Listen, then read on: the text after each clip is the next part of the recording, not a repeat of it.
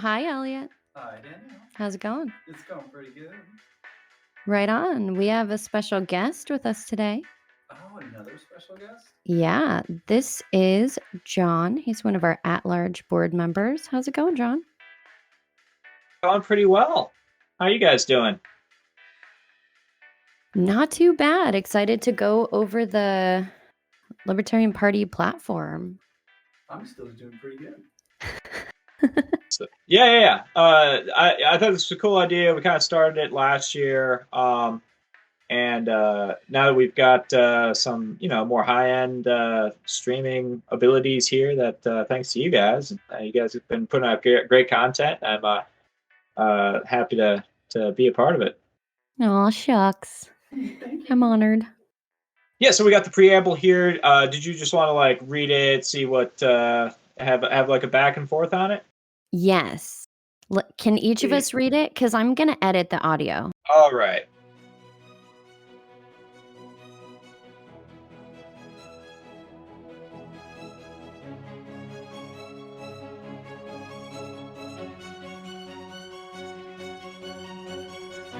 As libertarians, As libertarians, As we libertarians, seek a world of liberty a world in which all individuals are sovereign over their own lives. and are not forced to sacrifice their values for the benefit of others. We believe that respect for individual rights is the essential precondition for a free and prosperous world. That force and fraud must be banished from human relationships. Force and fraud must be banished from human relationships. And that only through freedom can peace and prosperity be realized. Consequently, we defend each person's right to engage in any activity that is peaceful and honest, Peaceful and honest. Peaceful and honest. and welcome the diversity that freedom brings. The world we seek to build is one where individuals are free to follow their own dreams in their own ways without interference from government. Without interference from government. Or any authoritarian power. In the following pages, we set forth our basic principles and enumerate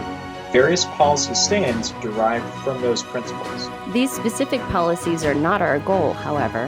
Our goal is nothing more or less than a world set free In our lifetime. And it is to this end that we take these stands.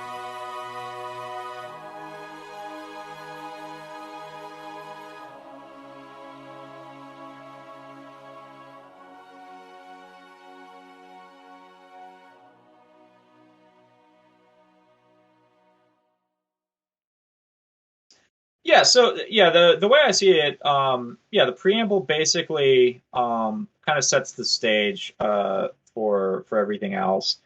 It defines on a high level what are your first principles, which I think is an important thing of any philosophy. Is what is your baseline? For some people, it's safety or security. For others, it's like a virtuous world or something like that. For us as libertarians, our first principles, our first guiding principles, are liberty, and that has to be our why as an organization. If you're familiar with, I probably talked before about Simon Sinek and his Start with Why philosophy, about how great organizations define a purpose, and then from there define the how and the what. Our why is freedom. It is our raison d'etre is it's why we're here, and it defines, like, what really does set us apart. I think there are some in other traditions who might like see the value of freedom, and this is like relevant to the preamble and why the preamble is unique in and of itself. There are other philosophies sort of in that particularly well, no, actually all throughout the world, which have freedom as like, hey, this is a good way to accomplish X or Y. There's a lot of I think if you ask the majority of people within even the duopoly, they would say like freedom is good here or there because it produces this kind of outcome. They might disagree on what the here or there is, but they basically say like, hey, if it can yield better results then great. Our first principle, now it so happens that if you look at anything, freedom basically does yield the best results. I think the last year and change have pretty much shown that rather conclusively, but as well as the duration of human existence. But our first principle isn't that this makes us better off, that this produces the most prosperity for mankind, even though it does. Our first principle is freedom is a virtue in and of itself. It is moral that people be left to their own devices to be able to pursue their dreams. That's beautiful language, really. That's something that everybody can attest to and believe in of any philosophy, is the power and the beauty of their dreams. And right there in our opening statement, our preamble statement, we codify that the right of the individual to follow their own dreams in their own ways is absolute. It is an absolute virtue.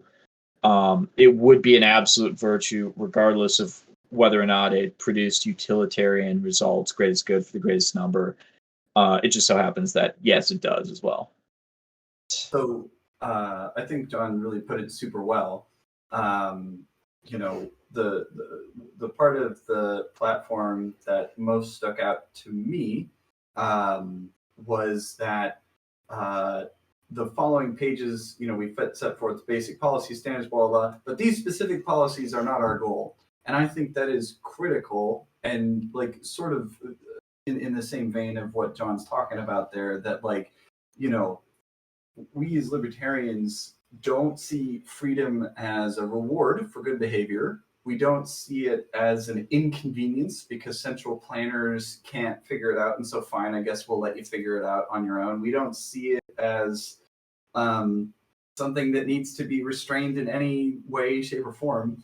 You know, it's beyond a good, almost, right? It's not a commodity, right, that you buy and sell per se, right? To libertarians, I think freedom is like something almost even more metaphysical than that. It's almost like the base human condition from which we are involuntarily all ripped. You know, I think a lot of people, they don't necessarily aspire to freedom because the best that they can imagine is safety, unfortunately. But freedom is scary.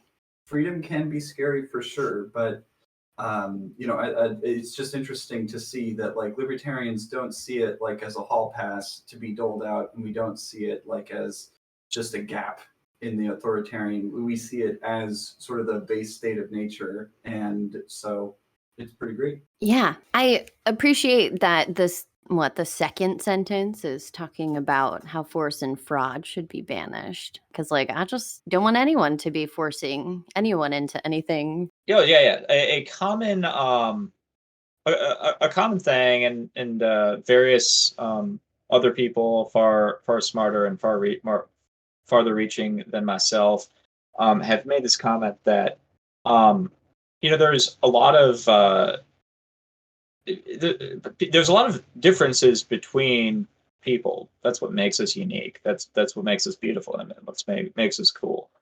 In almost all other realms of human existence, we accept that, you know, we can live and respect each other with these differences. There's like multiple like crucifixes behind me. I'm a Christian, as I think you know. I don't think neither. Well, I don't want to speak for you guys, but like, you know, I get in a car regularly, like on a Lyft. I would say the vast majority of the Lyft drivers that I have just around Seattle, not Christians. I'm great friends with atheists. I'm great friends with Jewish people. I've got a lot of you know, Jewish friends back home. This isn't for me to virtue signal how great I am at making friends. This is me saying like that's a very fundamental difference. A very fundamental difference that people have is that they think, you know, it's my way or you go to hell. That's not actually what I believe, but you know, that's a huge fundamental difference. Or, you know, somebody else might think, John, you waste an hour a week going to church and, you know, praying or whatever. think about what a massive difference that is between people, and yet we just kind of just all live. Like when I get in the in a lift and the driver is let's say he's Muslim, I'm not worried about like our different interpretations of sacred texts, because we have a voluntary arrangement by which I will pay the man and he will take me where I'm going. And we have a mutually beneficial relationship whereby, it's just a common respect, or at least not eternal damnation, is conferred upon the other.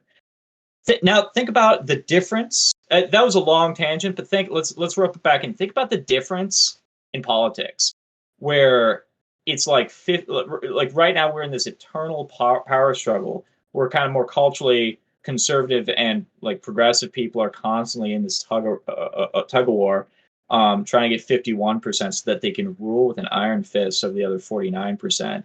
And political vitriol is just off the charts, especially these days. That's what happens when you don't live in a free society. That's what happens when you live in a society in which getting more votes than somebody else confers upon you the right to rule with an iron fist. And it's why we see a better way, why we see a third way, why we see that living life to your own dreams, to your own goals, really is the best way, and that it provides the greatest opportunity for a harmonious, I will add diverse, because that actually is in there, diverse society, if you're not constantly battling each other.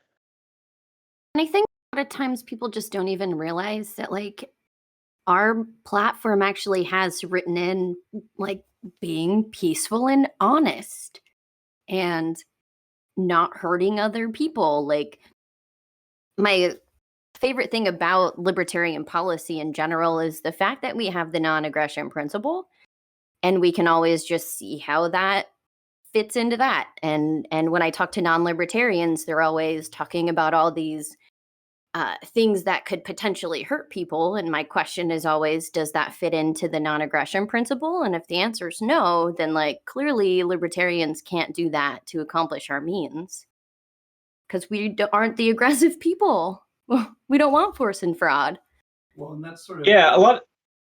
Oh, sorry. That's sort of the beauty of libertarianism in general, is that it almost offers, the more that I do sort of very deep thinking about establishing libertarian principles, or even the non-aggression principle or whatever, right? The more deeply I think about that, the simpler a lot of things get. For instance, right? People, one of my sacred cows I've been slaying recently has been this notion of justice.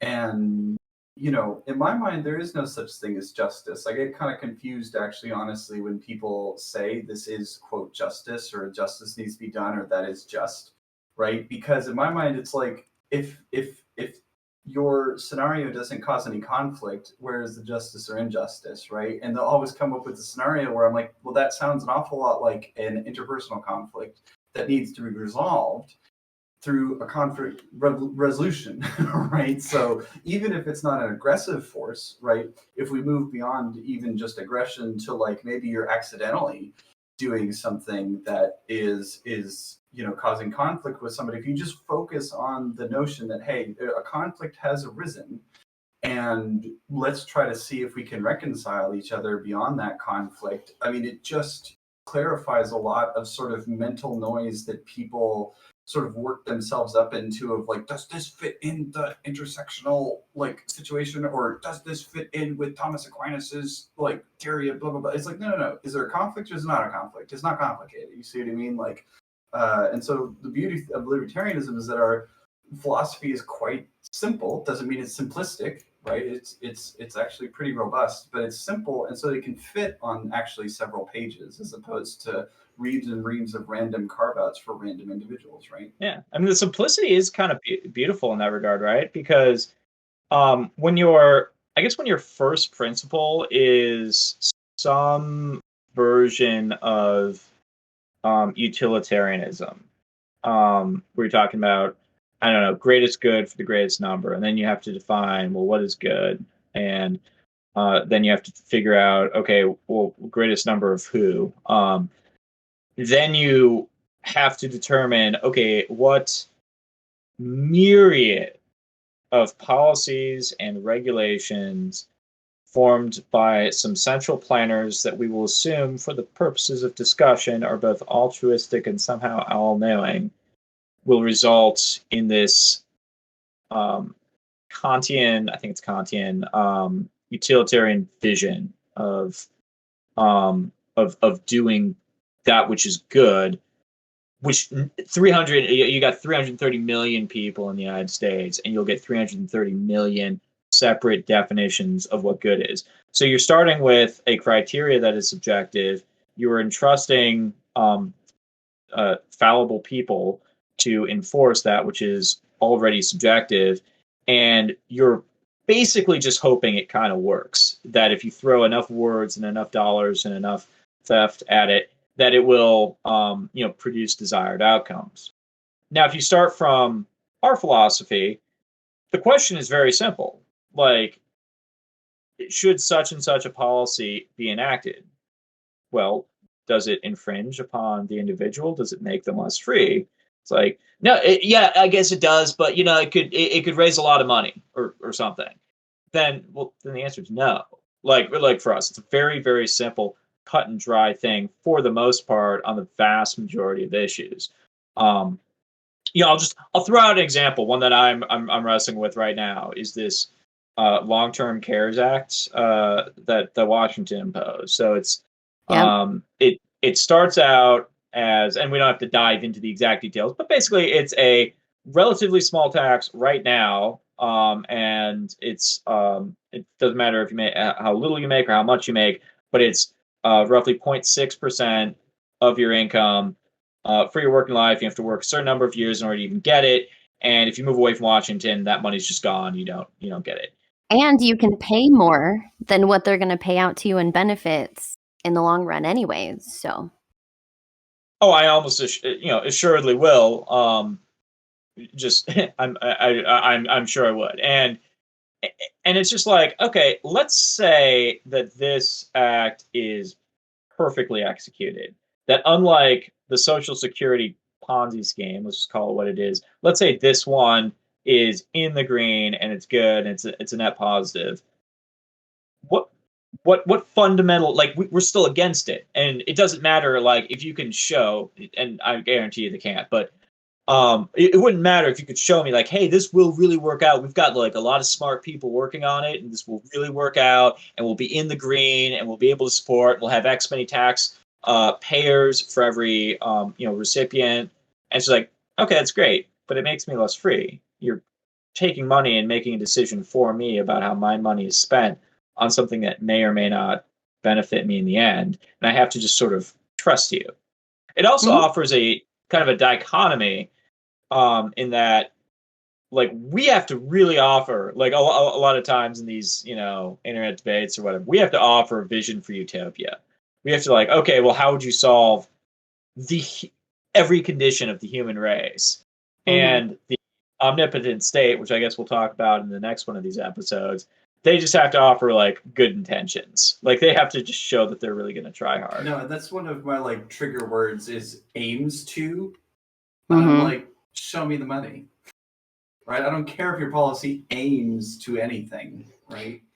Are either of you aware of the civil asset forfeiture? Or no, it's not civil asset forfeiture. Oh no. The program that the state has to pay for their long-term services and supports, where if you get on benefits and you own your home, the state will take it to pay for your cost of care. You told me about that. After you die. Yeah. I don't understand why that's not a thing more. Because, like, John, you're going to have a home to donate if you use long-term care services and supports from the state. So, like, why should you have to pay into it in the first place? Well, like, it reminds me of the whole term life insurance policy where you pay into it, right? And it's structured in such a way that after a while, if you once you die, it's literally just a cash payment, but based off of what you've paid in, essentially, right? Like, it's literally a pay in, you get the money out later type of thing. It's almost like a savings account in a certain degree, right?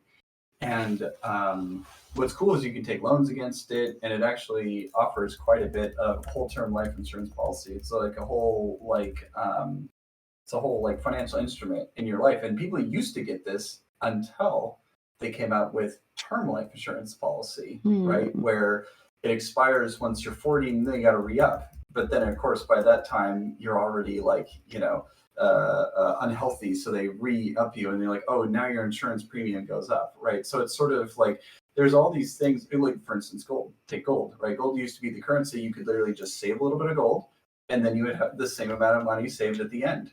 And then they get you on an inflationary currency nowadays where they erode your wealth throughout your life. And then all of a sudden you have to invest in the stock market in order to even stay even with your money, right? As opposed to, just being able to save it, so to speak, right? So it's one of these pretty horrific things where the state not only doesn't work, but it actually actively ensnares you further into its grasp through literally everything that it does.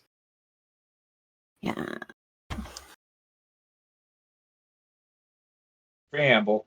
Even if they could get it right, we'd still say screw them. But they can't. Yeah. Go ahead, Elliott. Oh, sorry. It's like one of my favorite biblical scholars would say that the Christian God was made by a committee of omnipotent, infinitely perfect gods, right? But since it was a committee, even though they're omnipotent and perfect, they still messed it up because the committees necessarily mess everything up. And I feel of that pretty hard. You know what I mean? Like it's kind of interesting, right? Because when I look back, I realize that basically my fundamental personal position has always been anti-authoritarian, right? Like that's always been actually the first premise that for me I've always worked from. And there's been a lot of little side issues around that, but at the end of the day, I'm like, who the fuck are you to tell me what to do, right? Because clearly you don't know much better than I do, even as a kid. You know what I mean? Elliott is a contrarian. Elliott, are you saying you want to dissolve the committee that is the Libertarian Party of King County Board and declare yourself king? Oh, I'll just be a count. Yeah, he declared himself count already, John. Yeah, I'm count of king. Count of king, yeah, nice. I missed the coronation ceremony. we probably just said it on the podcast. Yeah. Yeah. Actually, though, for realsies. We do whatever we want. It's Wild West over here. Oh yeah, you were talking about religion earlier, and the non-aggression principle is basically my answer to religion, right? Because I don't need a God to be a good person. I have the non-aggression principle. Well, and that's kind of my point, is that morality doesn't need to be divine. Yeah. Right. And the other critical thing is that we actually this is why I point out interpersonal conflict, right? Because even all religion, when you drill into it, is actually just a sort of interpersonal conflict, dispute resolution, arbitration history between God and man, so to speak, right? Like that's all it is. So even all religion comes down to the nap. It's a social club too, though. It's a little bit of social club for sure, right? We all get together and give thanks to one really cool dude in the Christian case. But at the end of the day, all religion is about interpersonal conflict between you and the divine, so to speak, right? Which sometimes includes some sort of crazy supernatural transcendent being. Sometimes it includes nature around us. Sometimes it just includes humanity, depending on your situation. But the point being is that all morality, all quote justice is just at the end of the day merely interpersonal conflict or you and other thing conflict and resolving those conflicts between you two. You mean it's just us? Justice is just us. Yeah, and it's I guess relevant because you can part of, and I mean this goes for all faiths, including my own, are attempts to reconcile what I mean, I'll say it's included my faith. It might be sacrilegious for me to say it is my faith, but there's a big portion of it which is reconciling what are necessarily conflicting, often differing viewpoints on what exactly is morality, what exactly is justice, what exactly is good. And yeah, to my earlier point, I mean, you can ask 10 people and you'll probably get like 12 different versions of what good and justice and equity and all that are. But if you start from a initial point of a first principle of freedom, what does it matter? Like those viewpoints are like the only first principles you have are freedom and not aggressing upon others. Your nap, and it doesn't matter if that person believes something that you think will get them damned to eternal hellfire, or if they think you're doing something that's that's wasteful or dumb, or it doesn't matter if other people are like rooting for the wrong sports teams or something like that. It just doesn't matter. We can get along. We can be a more peaceful, more diverse, and more ultimately prosperous society. Because I think the biggest hindrance on prosperity is violence. Violence from the state, violence between individuals, violence against one another. And when you live in a society where people work to even to their own interests, it ends up being mutually beneficial. Like with me and my Lyft drivers checking places. Is this a good time for me to read an Ayn Rand quote? Because I feel like our preamble is basically this one quote distilled. Oh my God, tell me. It's my I'm sure it's really popular. But it's, I swear by my life and my love of it, that I will never live for the sake of another man, nor ask another man to live for mine. That's from Atlas Shrugged. Yep. Yeah, it's a solid line. There's a stereotype that libertarians have an entire philosophy that is purely and solely based around Atlas Shrugged and just Ayn Rand in general. Fantastic author, by the way. I mean, at least I've read Atlas Shrugged. I've not read The Fountainhead. That's on the to-do list. And I think the important part about that is that you can live your life for someone else if you want. You can live your life for many other people. You can dedicate yourself to service. Daniel, you were a social worker. This is something that freedom affords, is that you can do that, or you can be completely selfish. But at the end of the day, in a free society, you only attain your own selfish desires if, on some level, you serve the needs of others, or you serve you provide something of value for others. It's just not possible to only be a leech in a free society. It's not possible to only be a leech and expect to obtain great wealth and great prosperity. Not without fraud or force. Exactly, which is right there in the preamble. Nailing it. Yeah, sounds good with that. We actually, I think it's a good lead in. Next time we do this, I guess next Tuesday, we'll record again. Yeah. And we can talk about, because I mean we talked a little bit about religion, which I love. It's a fantastic topic. But we'll get into the cult of the omnipotent state. And that's a great lead in, because it really establishes what the state is. It is I mean, I don't want to spoil it, but we'll talk about monolithic buildings probably, and probably trigger some people. It's gonna be great. Oh, wonderful. Hilarious. Yeah, spoilers for a document anybody can go read on lp.org. /platform. Hashtag, don't spoil it for yourself, guys. If you haven't read it yet, you probably should, actually. I have been debating. Or do. It's like a 2-minute read. Yeah. I've been debating reading it in my ASMR voice for the YouTube, though, just because Elliott keeps telling me I have one. Well, when she starts with Well, and sometimes I also can make my mouth noises really loud, and I hear that's a thing. Goodness, yeah, it is a thing. Although they've gotten a little bit way overproduced, I think. I re-listened to some ASMR the other day, and I was like, dude, you're trying way too hard. Did you know that ASMR now has these whole cameras with literal ears on them? No. Or not cameras, sorry. Microphone. Ear cameras. Yeah, microphones. Ear camera. That was a good description. Yeah, thank you. So microphone. A microphone with ears on them. They're like getting up in the ears business. I don't. Oh, so they can like lick it? I mean, they're just damn near. Oh, I don't understand, but I don't think I need to. So cool. Thanks for sharing. You can look it up. I could. Maybe I will. Who wants ASMR? Let me know. Value my personal belief in freedom is I will not be licking any microphones. That's just my right. I don't share this one, so.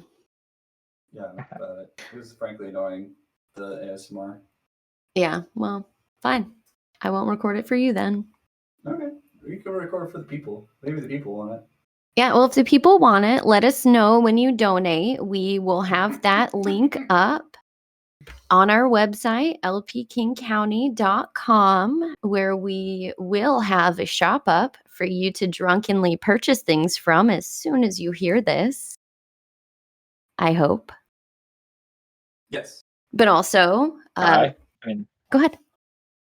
Oh, it's gonna be, or if you're high, it doesn't have to be drunkenly. You can just do intoxicated. pick your narcotic of general. choice. Yeah, exactly. Yeah. Yeah. Yeah, and I'll pimp our Juneteenth event on June 19th, and we have a July 10th 3D printing class, and we have a camping trip and a range day either July or August. So keep an ear out for those things. Thumbs up. Cool. Where can folks find you if they have any questions for you, John? Oh, I run the King County Twitter page, so you can follow me there at LP King County, and know that that's me. Lucky you. The Wendy's of the Libertarian Party.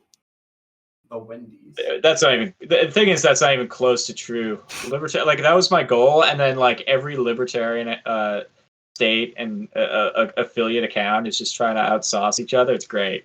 But yeah, but they're all aioli, and you're like spicy mayo. Sure. They're just regular mayonnaise. That's what I meant. Yeah. And you're aioli. I'll try to spice it up. We'll see.